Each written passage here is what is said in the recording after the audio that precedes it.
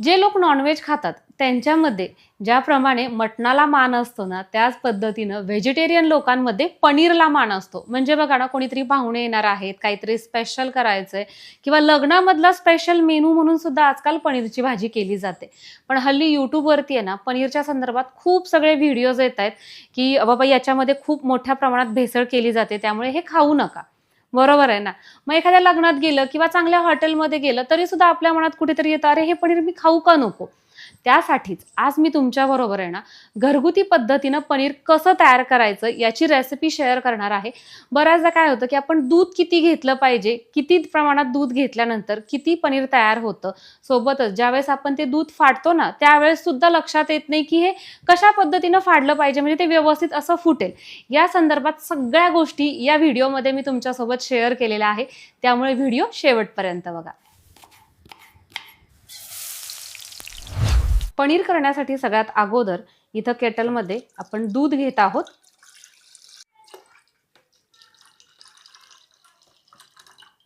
दूध ओतल्यानंतर आता आपण याचं पॉवर बटन चालू करतोय.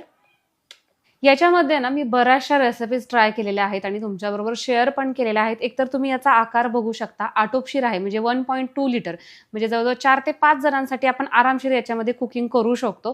कुठले पदार्थ तयार होतात हेही तुमच्याबरोबर मी शेअर केलेलं आहे. आणि काय होतं माहिती आहे का, आटोपशीर याचा आकार असल्यामुळे लाईट जास्त लागत नाही. अगदी आपण कसं म्हणतो कमी खर्चामध्ये आपलं काम होतं. साधारण एक 7 ते 8 मिनिटांमध्ये आपल्या दुधाला छान अशी उकळी आलेली आहे.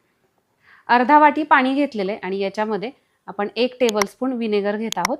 जर तुमच्याकडे विनेगर नसेल तर याच्याऐवजी लिंबाचा रस घ्यायचा.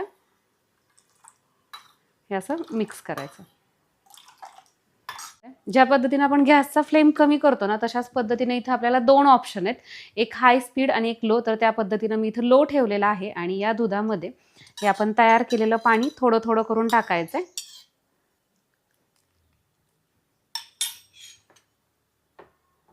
अशा पद्धतीनं हे जे आपलं पाणी आहे ना, ते आपण सगळं संपवून ह्यात टाकणार आहेत.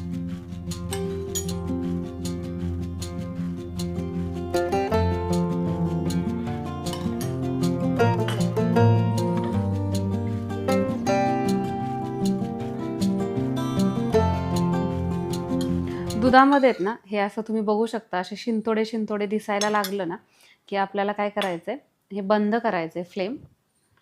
आणि हे हलवत असताना खूप जास्त हलवायचं नाही, म्हणजे फास्ट हलवायचं, पण अशा पद्धतीनं हळूहळू फक्त याला हलवत राहायचंय, जेणेकरून टाकलेलं पाणी सगळीकडे पसरेल. तर सगळं पाणी संपले, याला आपण थोडासा वेळ देऊयात.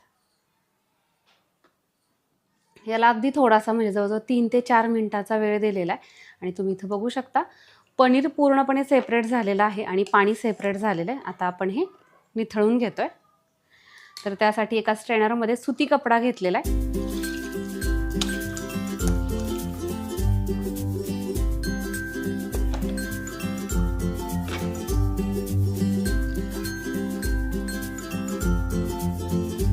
दूध फुटण्यासाठी आपण याच्यामध्ये विनेगर वापरलेला आहे आणि त्या विनेगरचा जो काही आपण म्हणतो ना असं थोडासा उग्र वास असतो तो निघून जावा यासाठी आपल्याला थंड पाण्याने हे धुवून काढायचंय.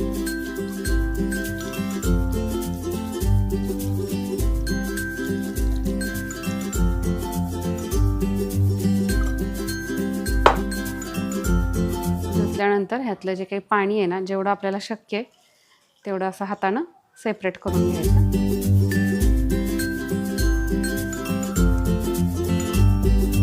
तर पनीरसाठी हे जे मोल्ड मिळतो तो मोल्ड इथं मी घेतलेला आहे आणि याच्यामध्ये आपण हे खाली एक प्लेट ठेवायची.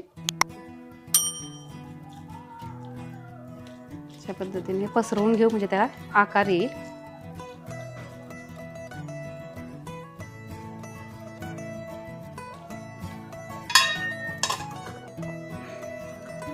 थोडंसं त्याला दाबायचं आणि त्याच्यावरती असं काहीतरी वजनदार वस्तू ठेवायची. आणि आता आपण हे साधारण एक 40 ते 50 मिनिटांसाठी असंच ठेवणार. आता आपण काढून बघूया.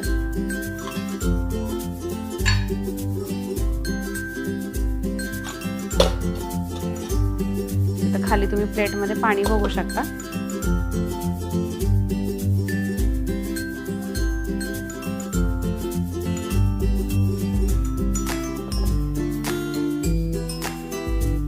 इथं तुम्ही बघू शकता अशा पद्धतीनं याची थोडीशी लेअर जी आहे ना ती पातळ आलेली आहे, कारण की आपण जे दूध घेतलेलं होतं ना ते थोडंसं यावेळेस खरं तर पातळ लागलं म्हशीचं असून सुद्धा. तर आपलं पनीर आहे ना हाईटला जरी थोडंसं कमी असलं की नाही तरी तुम्ही याचा सॉफ्टनेस बघू शकता. अगदी लवचिक अशा पद्धतीचं हे पनीर तयार झालेलं आहे.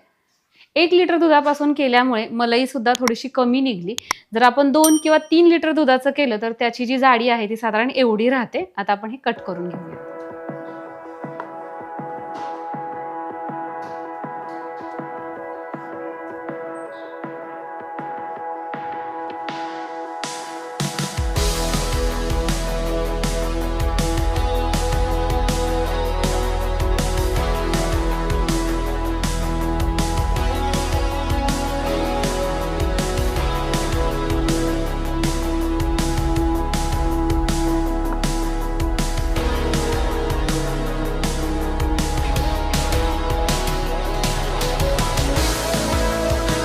तर इथे तुम्ही बघू शकता अगदी छान मलाईदार असं आपलं हे पनीर तयार झालेलं आहे आणि सॉफ्टनेस तर काय खूपच भारी आहे बघा.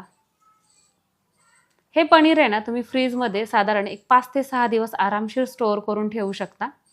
पनीर सेट करत असताना आहे ना जास्तीत जास्त 1 तासाचा फक्त वेळ द्यायचा, त्याच्यापेक्षा जास्त वेळ हे ठेवायचं नाही. काय होतं त्यातलं जर सगळंच पाणी निघून गेलं तर मग एकतर ह्याच्या वड्या सुद्धा व्यवस्थित पडत नाही आणि हे पूर्णपणे ड्राय होऊन जातं. सोबतच त्याची जी एक्सपायरी आहे ना ती सुद्धा लवकरच येते. त्यामुळे जास्तीत जास्त 1 तास. चला तर मग आजची आपली ही रेसिपी तुम्हाला कशी वाटली कमेंट करून नक्की सांगा. परत एकदा भेटूयात अशाच छान छान रेसिपीज सहित. तोपर्यंत बाय.